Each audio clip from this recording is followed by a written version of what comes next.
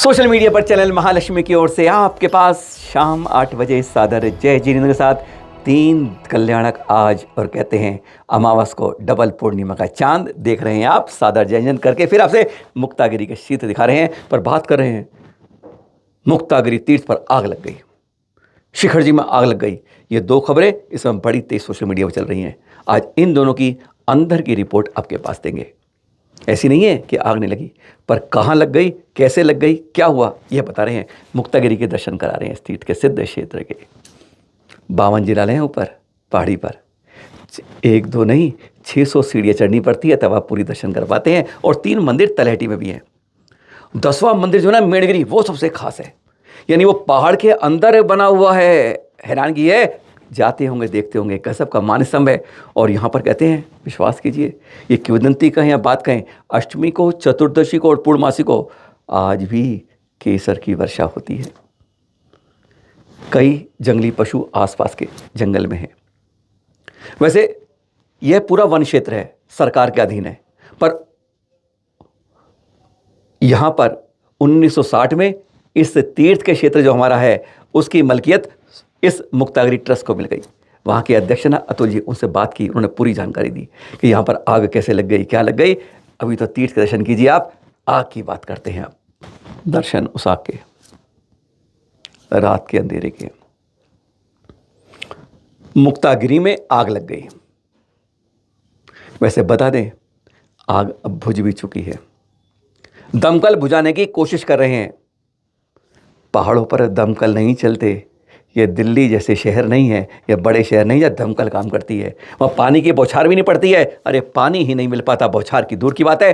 पहाड़ों पर आग बुझाने के अलग तरीके होते हैं।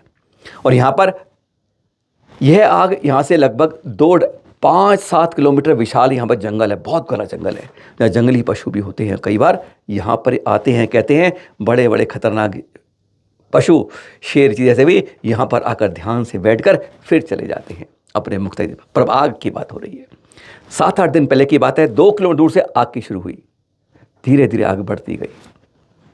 आज ये बता रहे हैं, इसलिए बता रहे हैं कि हमें जंगलों में, अपने तीर्थों के पास, पहाड़ियों पर जागरूकता की बहुत आवश्यकता है। चाहे मुक्तागिरी कहें, चाहे शिखर जी कहें, हर साल आग लगती है, आपको बता दें। विश्वास कीजिए, सही बता रहे हैं। पर वह लगती है हमेशा अप्रैल के आखिर में, मई के अंदर जाके लगती है, जब तापमान बहुत बढ़ जाता है। लेकिन इस बार यहाँ तापमान अभी भी पिछले कुछ दिनों में 42 पहुँच गया मुक्तागिरी के अंदर। और यह वहाँ पर जो जंगलों में रहते हैं लोग, या जो जंगलों में चरवाह के लेके जाते हैं, चराने जाते हैं, उन लोगों में किसी ने बीड़ी जला ली, किसी ने उसका लिया, कुछ सूखे पत्ते पर आग लगी, और तेज हवा से और सूखे पत्ते उड़ने से वह जंगलों में आग फैलती है। यही कारण है कि उसका वहाँ पर एयर ब्लोअर लगाने पड़ते हैं, तब आग बुझती है।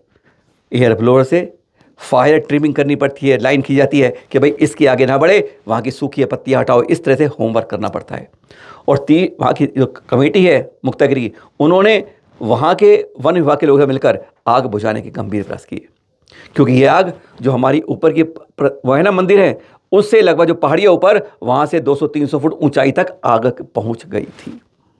लेकिन समय रहते, चेतते रहते हुए, कहते हैं हर बार लगती है, जागरूकता की कमी है, कोई जागरूकता करता नहीं है। इसलिए आपके पास एक कोशिश कर रहे हैं कि उन लोगों को मालूम चल जाए कि जरासी से अब पर्यावरण का बहुत नुकसान होता है। जान मान की कोई हानि नहीं हुई, कोई नुकसान नहीं हुआ, पर जो जंगल के पशु हैं उनको नुकसान पहुंचता है, पक्षी दोनों को नुकसान होता है। और पर्यावरण सबसे खतरनाक बात है जिसको हम बार बार चूट करते हैं। और फिर पता ही है, देखते हैं आप, ये जलजला आया, भूकंप आया ना भी, ये म्यांमार में कितने मरे, 1000 से ऊपर मरे वहाँ पर। ये क्यों होती हैं? कहीं प्रकृति बाढ़ आती है, कहीं भूकंप आता है, कहीं कुछ आता है। यह सब प्रकृति के चोट इसलिए होते हैं कि बार बार इंसान उसकी मस्तक पर जब चोट करता है तो वह नहीं छोड़ती है। इस बारे में हमारी वहाँ पर अध्यक्ष अतुल जी से बात हुई पूरी। कहते हैं केवल इधर की उधर की बात करके नहीं, हम उस जगह पहुँचते हैं जहाँ प्रमुख कारण होता है, उन्हीं से बात करते हैं। उन्होंने इसके बारे में क्या बताया, इस आग के बारे में, और सुरक्षित कैसे रही, वह सुनिए जरा अतुल जी से, जो अध्यक्ष है मुक्तागिरी तीर्थ क्षेत्र। साल जंगल में जो आग लगती है तो फॉरेस्ट विभाग अपने हिसाब से जो प्रोटेक्शन करने होते हैं वो करते हैं। तो इस बार जो आग लगते हुए, जो दूर से वो लगते हुए आई, 5-6 दिन से काफी दूर थी, 1-2 किलोमीटर कहीं थी, वो धीरे धीरे फैलती हुई इधर उधर ऐसी करते हुए मंदिर के नजदीक नहीं आई, पर मंदिर के पहाड़ी के जो ऊपर, यानी 300-400 फीट ऊपर में और दूर में वो आग जो है वो फैलती हुई आई थी। पर मंदिर परिसर के अंदर में कोई भी मंदिर को कोई भी क्षति इससे पहुंची नहीं है। ये जरूर आने वाले यात्रिगण जो पहली बार वहां आते हैं उन्हें इस चीज की पता नहीं होता है, क्योंकि जब आग लगती है तो आग के साथ में वो धुएं का पूरा सब ये हो जाता है। हाँ। तो ये मंदिर परिसर के करीब और रात के समय होने से लोगों को वो आग दिखी, आग लगी है और धुआं आ रहा है। तो कहीं वो आग तो आग होती है, वो तो फैलने को उसको थोड़ी ना अपन कुछ कंट्रोल हो सकता है। इस पहाड़ पर रोकते कैसे सरकार जो अपना फॉरेस्ट विभाग है? बिल्कुल। तो क्या था कि सरकार भी 3 दिन से फॉरेस्ट के लोग भी और कुछ हमारे लोग भी हम उनके साथ में दे दिए थे। इनके पास में एयर ब्लोअर होते हैं। अच्छा, एयर ब्लोअर तो करते एक तो हाँ एयर ब्लोअर होते हैं। एयर ब्लोअर से वो डिवीजन करना शुरू कर देते हैं ताकि आग और फैले नहीं। डिवीजन पत्ती हट जाए, सूखी पत्ती हट जाए, वो हट जाए। पानी की व्यवस्था कोई नहीं होती, वो तो पानी की व्यवस्था नहीं हो सकती है।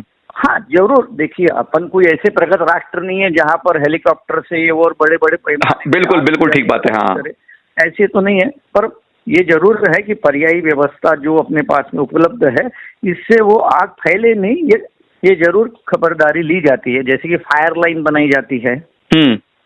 फायर लाइन बनाते समय भी फॉरेस्ट डिपार्टमेंट की तरफ से उसको एक पहले ही डिमार्केशन किया जाता है ताकि आग वो पर्टिकुलर लाइन के बाहर न फैले। तो ये सब चीजें की गई थी और ये आग मंदिर की तरफ नहीं आए या धर्मशाला की तरफ नहीं आए। हवा के कारण में वो ज्यादा इधर उधर जाती है, पत्ते उछल कर इस तरफ से उस तरफ चले जाते हैं।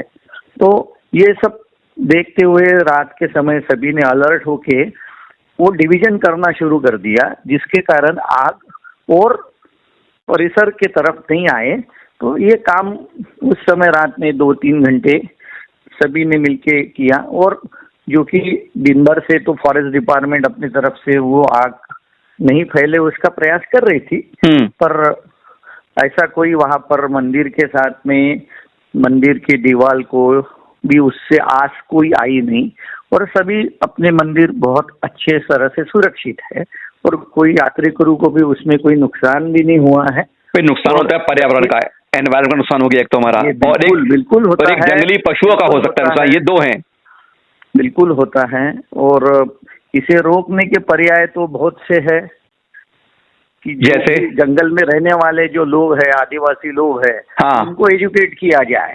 मेन बात वो आती है। ये बस सबसे बड़ी बात यही होती है, जो जानवर को चराने के लिए ले जाते हैं जंगलों के अंदर में, उस कारण से वो लोग जो कुछ उनकी जो आदतें होती होगी बीड़ी पीने की कुछ वैसी, उसके कारण में कभी कभी आग लगने की संभावना होती है। पर ये चीजें, ये ऐसी कुछ घटनाएं हैं जंगलों में हो रही है, होती है। ये पिछले 8 दिनों में आपके पिछले 8 दिनों में आग कम हो गई है या अभी रुक गई है, या नहीं कम हो रही है? रुक तो कब की रुक गई, ये आज का नहीं है, इसको तो 6 दिन हो गए। 5 से 6 दिन हो चुके हैं। अभी कोई ऐसे वहां पर कोई आग ऐसी नहीं है। अब शिखर जी आग की फोटो नहीं दिखाएंगे, पर इतना है शिखर जी में लग गई आग। ये खबर जंगल की आग की तरह हमारे सोशल पोस्ट पर बहुत चलती है। शिखर जी के आसपास बहुत जगह है जहाँ पर आग लगती रहती है, कई बार प्राकृतिक रूप से भी। वहाँ इस तरह के पत्थर होते हैं, जब लुढ़कते हैं ना तो एक से दूसरे टकराते हैं, चिंगारी निकलती है और पत्थर से आग लग जाती है, एक तरीका।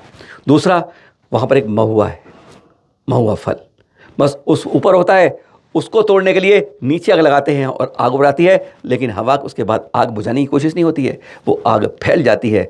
और वहाँ पर इस तरह की नहीं है, उन पहाड़ियों में जहाँ आग लगती है ना, वहाँ तक पहुँचने के लिए भी कई दिन लग जाते हैं। कई बार कोई व्यवस्था नहीं है कि आप साइकिल से चले जाओ, कार से ले जाओ, नहीं, कोई फायर ब्रिगेड आ जाए, नहीं, पानी तो होता ही नहीं है। तो वहाँ पर भी इस तरह एयर ब्लोअर और इस तरह एक एक करके बुझाने में जंगलों की, हमारे यहाँ हेलीकॉप्टर व्यवस्था नहीं, हमारे देश में इतना विकास नहीं है कि हेलीकॉप्टर सरकार आए और डाल जाए पानी, हम मांग करते रहें, नहीं पॉसिबल। जो परंपरा तरीके होते हैं उसी तरह होती है।